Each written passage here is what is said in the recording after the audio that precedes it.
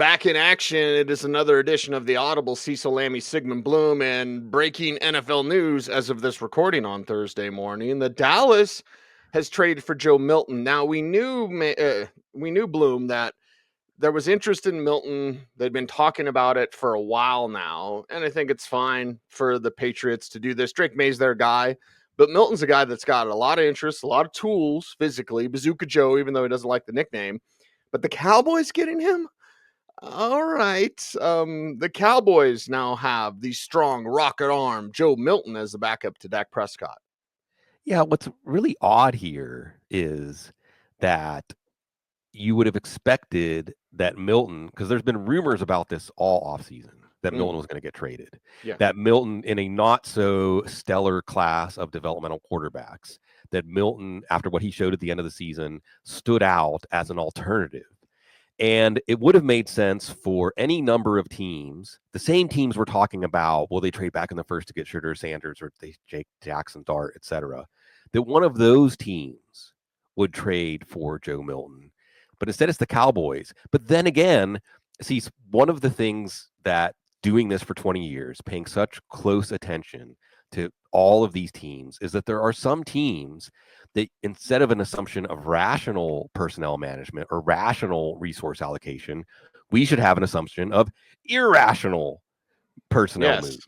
Yes. And that's the Dallas Cowboys, right? This is a team that likes to throw around their fourth round picks. You know, like when you're walking down the street and somebody is selling like fake Rolexes or something, you know, it's like, oh, Trey Lance, Jonathan Mingo. I mean, if you have some asset that is depreciating and you want to get rid of it. Now, Milton's a little bit different because he's an asset that is appreciating. But it also made you wonder, why were the Patriots so quick to want to move on from Milton because he showed a little bit of promise? What do they know? This is the same organization that decided to bring him into their system and develop him. So it's hard to make this all add up, but I guess when it's the Cowboys, that's business as usual. That's business as usual for sure. But I look at Milton as a player that's incredibly bright. He had to learn two systems, one in Michigan, one in Tennessee. The physical skill set, the ability to just pull a rabbit out of his hat. And a dangerous play for the Cowboys with Dak Prescott, because if he misses time, Cooper Rush was already popular. He was popular for years. I remember my Uber driver, when I think I was at the Dallas draft, when Cortland Sutton wasn't drafted by the Cowboys. Like, my Uber driver was like, Cooper Rush. Maybe misremembering Bloom because I'm old, but like, now you've got Milton in there. If he's out there pulling magic out of his hat, like, you like your backups to be Jarrett Stidham, where you go, oh, yeah, he's not really good, but whatever. Like, you don't want your guy to be Joe Milton. That could cause all sorts of problems if Dak misses a game. Right. That's the question, right? Are you picking up Joe Milton because of Dak Prescott's hamstring surgery rehab, which we're supposed to believe is going well? Are you picking up Joe Milton, I guess, to recoup a comp third or fourth rounder in 4 years because he gets signed to a contract? That's the part that is tough to put together, like you said, Cease, because he's not, you would think with the Cowboys always saying we're on the cusp of competing, we're on the cusp of getting to that next step, that you would want a backup like Cooper Rush, who, by the way, the Ravens got. So you would want a quarterback that, I think the Cooper Rush went 4-4 last year and beat some pretty good teams. So you want a quarterback that will keep the season intact. I don't know that Joe Milton's that guy. Joe Milton is a developmental quarterback. But hey, you know, maybe the stopped clock is actually right this time, instead of it being another move like Trey Lance, who is, I guess, going to play in Canada, and Jonathan Mingo, who the Cowboys seem to be the only team that believes in him now. Yeah, not the only news going around the National Football League, because we've got some draft rumors, and one concerns the Pittsburgh Steelers and their interest in a wide receiver, which is odd. And yes, quarterback creeps into this conversation, Bloom, because, well, as of this recording, Aaron Rodgers isn't anywhere, but might be in Pittsburgh. But Kevin O'Connell has had multiple conversations with him. Oh my God, make it stop. But the Steelers' interest in wide receiver, do you find that odd at all? Granted, what their offseason has included. Not really, because I think that the history of the Steelers at wide receiver under Mike Tomlin in this era, we say teams should draft a quarterback every year. Well, Well, this year when there's only 10 draftable quarterbacks, maybe that doesn't apply. You sure But there's 10? sure, maybe I'm being generous. But the Steelers, now we'll see about Roman Wilson. And Mike Tomlin had some things to say about Roman Wilson. That was basically, I like the metaphor he used about you're getting on a speeding train. You're trying to jump onto a train that's already at speed. And that's why Roman Wilson didn't really have a role. Now, we could look at some other wide receivers that have been injured during camp and have been able to secure a role. But regardless, the Steelers and their hit rate on wide receivers tells me that they should trust their scouting department, whoever it is in the organization, whichever people that are vetting these picks. We should try, Deontay Johnson. I think we're going to see Calvin Austin this year take another step, and he compared him to Calvin Austin, Roman Wilson. So it makes sense in a class that it is RSP week. Hope you got your RSP, Matt Waldman, on the couch this week, RSP week. It is an underrated wide receiver class. It's an underrated wide receiver class because, well, actually, there might be a Malik Neighbors type in Travis Hunter, but after that, you don't quite have the star power of last year. But as Matt Waldman points out in his RSP, it's a very deep class in terms of guys that can stick and guys that could be contributors. Now, maybe the adjustment for the Steelers here is instead of a second round wide receiver or a third round wide receiver, it's the sixth round wide receiver. Maybe someone like Dante Thornton to come in behind George Pickens and replace him as a down the field threat. Maybe it's another receiver that can play multiple positions like Deontay Johnson was able to before his downfall. So we'll see. But maybe it's a player like Savion Williams, who is a Cordero Patterson clone, and we know what he can do. We're just not quite sure where he fits. So I think it makes sense for the Steelers to dip into this class of wide receivers. But since they don't have a second round pick, they should be looking later. Yeah, looking later. But the guys that they're talking to, I think they recently met Matthew Golden.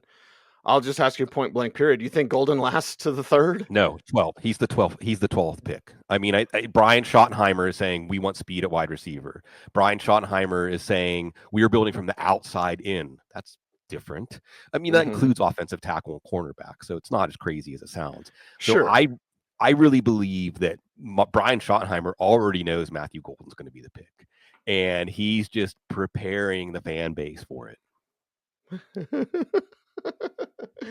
Okay. We also assuming Ashton Jeanty won't make it there, right? No, 10, I think, is his floor. I think Chicago, I think Ben Johnson runs up to the podium.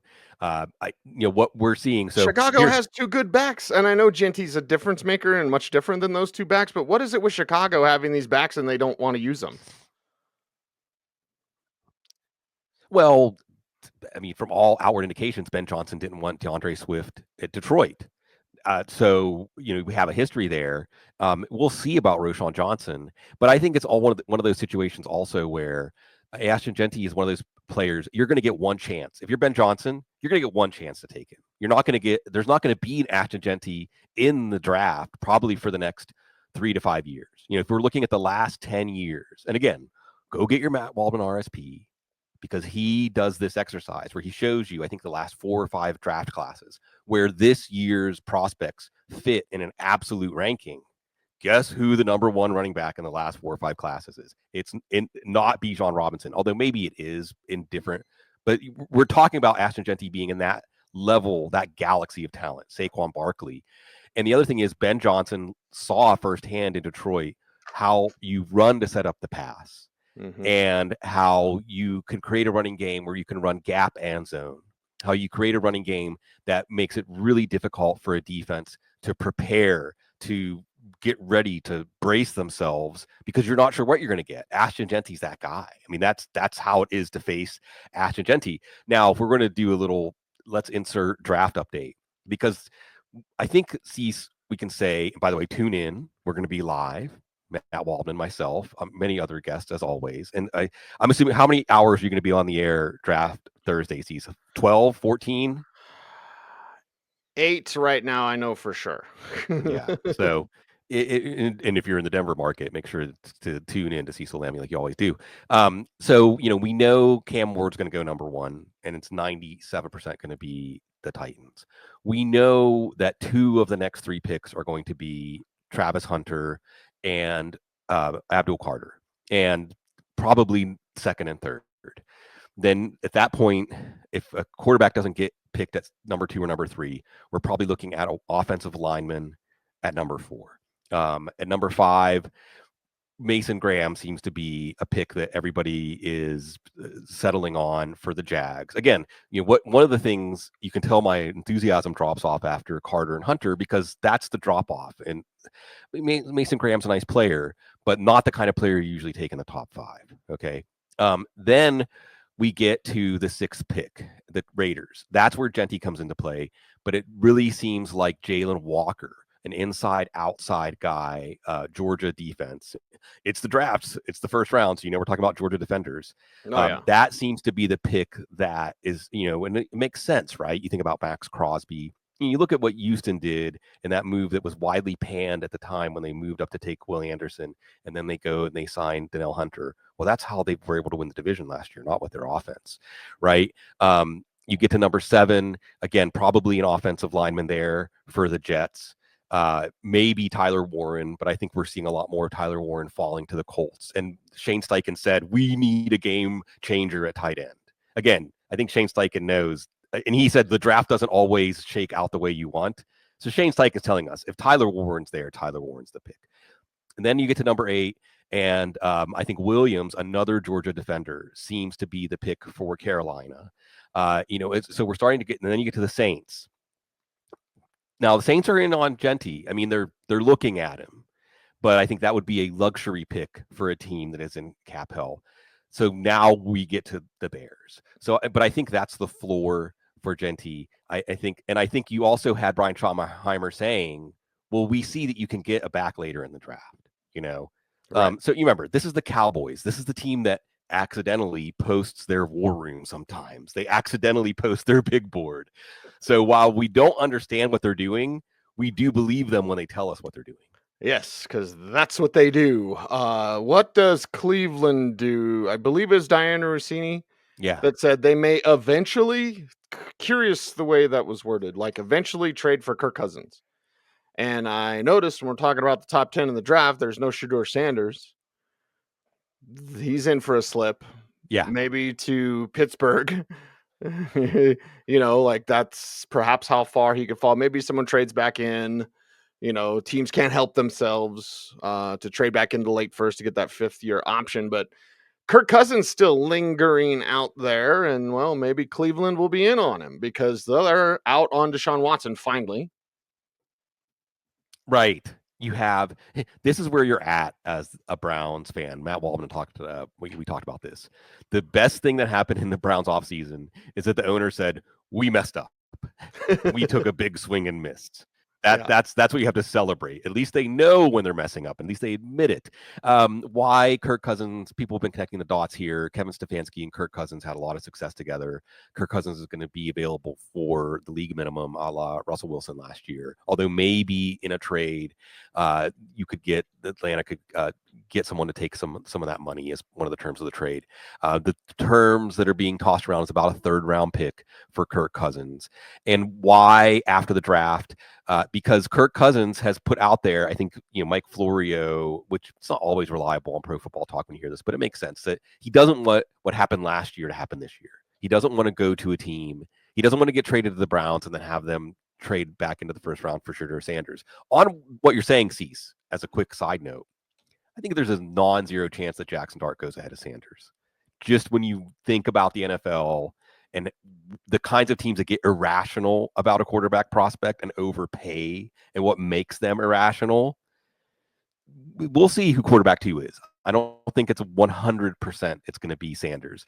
But it would make sense for the Browns to wait until after the draft. If they don't take a quarterback, like if they take, say, Jalen Milroe in the 2nd, reunite him with Tommy Rees, and have him as a developmental quarterback that's not going to threaten Kirk Cousins' job.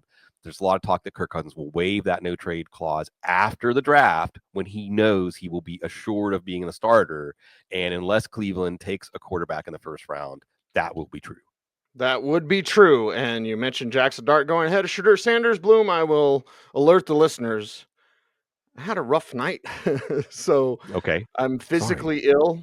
When you say that, I might have to go hit the toilet to throw up again. Right.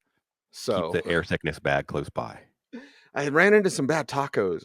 I won't tell you where I got them. I'll tell you off air because I love the place I got them. But I just Oh bad no. batch of tacos, man. Gotta watch out. Yeah, the street tacos. Sometimes a little more street than taco. Especially in New Orleans, where New Yeah. Orleans is looking at quarterbacks, including Quinn Ewers. Okay, New Orleans. Yeah, maybe they just want to collect a bunch of picks when the Broncos move up with them for Ashton Jeanty. Yeah, maybe. Hey, I like that. I like that better than the Broncos taking Hampton. If the Broncos take a first-round running back at their natural pick, it should be Judkins, not Hampton. But I just want to talk about the draft, Cease. I just draft. But this is also a draft, but not a very exciting draft nugget. But you can see, the Saints, they want to prepare for life after Derek Carr, but all they really have at their disposal, they've been connected to Jackson Dart. You're right, Cease. I mean, that would make sense if they trade back, if the Broncos move up.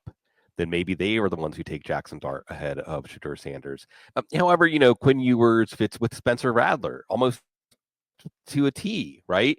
Well, if we go back in time and 4 years ago and we say, oh, the Saints are going to draft Quinn Ewers or the Saints are going to draft Spencer Rattler, you'd say, oh, they got their quarterback of the future. He's not even a quarterback of their present when they have to get to their third string quarterback. So all I can say about Quinn Ewers is if you watch the tape for Matthew Golden and Isaiah Bond and you're evaluating them, you won't have to evaluate Quinn Ewers. It will just jump right out at you. But the Saints believe, I guess, that they can fix Ewers or they can find what made him such a coveted prospect at one time. And again, the Saints don't have a lot of options. So it makes sense to me that the number one option they have is just hope and pray. Hope and pray, and we will be here for you. Draft season, RSP season, a couple of notes. One, get your football guys rookie draft guide. It's awesome, incredible work there as well. The rookie scouting Free. portfolio is the creme de la creme. You can get it at mattwaldmanrsp.com, and it's well worth the price. That's for sure. Every single year. I was asked on the air, Bloom, because I mentioned on Monday. Sorry, days are running together for me. When I was like, it's RSP day, and it's 1,500 pages of skill position, and so on the air, I think my producer is like, who would read 1,500 pages? And I said, NFL teams. Yeah. So you want to be like NFL Dynasty teams. fantasy football players. Yeah. Exactly. Yeah, you get your rookie scouting portfolio from the fantastic Matt Waldman. All right. I hope you feel better than I do, Bloom. Yeah, I'm at like day 10 of this sinus thing, but we jumped nostrils. If you notice the asymmetry of my nose, when I was, people might not know this about me, but we're going to go on the couch here. According to my late great mother, Tony McClay Bloom Albert Bedeau Belsky, she said that I was quite the daredevil. And I also got into a lot of trouble. I was really mischievous when I was little, really little, like 2 years old. And she said I gave her lots of heart attacks. I would ride my big wheel downstairs and things like that, Ooh, wow. Yeah. And then one day I had a head-on collision with a bicycle. And if you look at any pictures of me that still exist before I got my permanent teeth, my front 4 teeth had big pieces missing. They were all brown. And my nose got redirected like I'm a boxer and took a punch. So, but the good news is we're past that point of the sinus infection and we're well on track to be able to go for the 4 hours. At least don't have to do 8 hours, Cease. With a throat coat tea, what's the secret? Throat coat tea and Mountain Dew. So always Mountain Dew. No more triples though. No more Baconators. No. That's in the past. But I was like, wow, really easy to see how I got that big. Every time we did a good show, it's like time for a triple Baconator, and then we did a bunch of good shows, and then I was like, oh, I have gout. Anyway, take care of your mentals. Take care of your body. Take care of yourself and take care of all your needs at footballguys.com. Follow Sigmund Bloom on all the socials at Sigmund Bloom. I'm at Cecil Lammey saying thanks for watching, everyone. Stay tuned, and would you please watch the other videos and stay frosty.